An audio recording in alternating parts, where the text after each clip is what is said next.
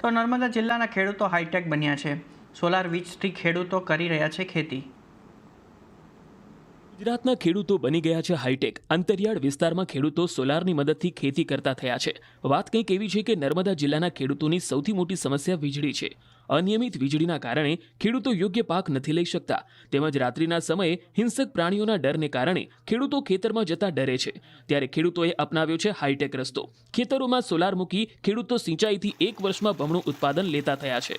ડીજીવીસીએલની ટીમોએ આ અંગે ખેડૂતોમાં જાગૃતિ ફેલાવી સરકારની સ્કીમનો લાભ લેવા જણાવ્યું. હાલ ખેડૂતો પોતાની જાતે સોલાર પંપ ચલાવી ઈચ્છા મુજબ અને સમયે પાણી લઈ શકે છે, જેનો બિલકુલ ખર્ચ નથી. નર્મદા જિલ્લો 43% વન વિસ્તાર ધરાવે છે. હજુ પણ 80 જેટલા શેડો એરિયાના ગામો છે જ્યાં કનેક્ટિવિટી નથી. નર્મદા જિલ્લામાં ખાસ કેળા, શેરડી, કપાસ અને તુવેર અને શાકભાજી મુખ્યત્વે થાય છે. સૌથી વધુ બિનપિયત ખેતી હોય સોલાર પંપની માંગ પણ વધુ જોવા મળે છે.